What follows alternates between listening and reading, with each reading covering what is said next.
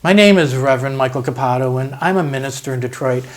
I just wanted to give a shout out to all of you around the world engaged in the struggle for justice, peace, and equality for all. For those of you out in the streets, or those of you sitting in your homes due to the virus, but still fighting the good fight in your own way, big and small. First off, I want to say that I love you all. You're the good guys, and the world needs all of you right now. So no matter how bleak it seems, no matter how we're portrayed, no matter how many bruises from rubber bullets or attacks from online trolls we endure, we're on the right side of history. And don't you forget it. But that's not all that I wanted to say to you today. You already know that, or you wouldn't be doing what you're doing. I attended a protest chaplain's Zoom meeting the other day and heard something that brought me to tears, and I wanted to share it with you guys.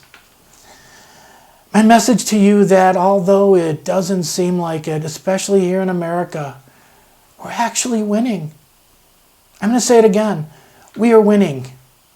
We're closer than we've ever been to the social justice vision that Dr. King, John Lewis, and others dreamed about. And not just in terms of race, women's rights, LGBTQ issues, the environment, how we've treated Native people around the globe. All these things and more are all on the table at one time. And people all over the world are angry enough and motivated enough to fight for all those things at once. As hard as it is to believe or feel, and as dark as it seems, and God, it seems dark every day, there never has been so many people around the world showing up to do the right thing. People everywhere are protesting. Moms, dads with leaf blowers, lawyers, and even clergy like me. We're tearing down monuments of hate, examining the words we use, looking at just how hurtful many of our sacred cows have been, including in Christianity. We've been examining our own privilege and how it affects others, taking classes on things like implicit bias and defunding the police, and reading books about structural racism. Did you know that the print copy of White Fragility has been on back order for months? Even corporations are taking a stand on these things for once, instead of worrying about how it will affect their bottom line, or maybe because they know that we're pissed off enough that it's going to affect their bottom line if they don't. Never before, not even during the 60s, have so many people around the world from so many diverse backgrounds stepped up to fight for what we know is right. We're standing up to the forces of hate and greed like never before. In this moment, in this generation, we're finally saying enough is enough, and we're pushing back. That means we're winning.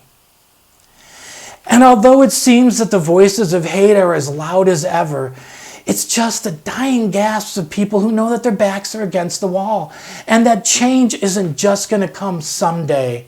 It's happening right now. So don't give up. It might not be over. And this part of the battle may be the hardest fought yet, but we're closer than we've ever been. We just laid to rest John Lewis. In fact, I had planned to record this on the day of his funeral and was just too overcome with the moment. But you know, he left us with so many inspiring words to keep us going. He said, "Do not get lost in a sea of despair. Be hopeful. Be optimistic.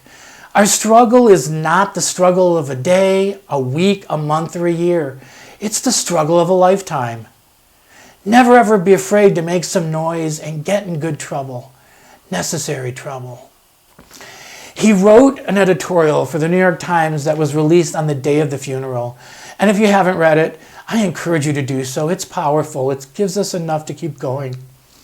The last paragraph, the last thing he told all of us, was that when historians pick up their pens to write the story of the 21st century, let them say that it was your generation. He means us, our generation, who laid down the heavy burdens of hate at last, and that peace finally triumphed over violence, aggression, and war. So I say to you, he said, walk with the wind, brothers and sisters, and let the spirit of peace and the power of everlasting love be your guide. I think that in the not too distant future, when this is all over, when the last human indignity is laid to rest, we'll be the ones who finally get to say to him and to all those who fought before us, thank you for laying the groundwork. And guess what?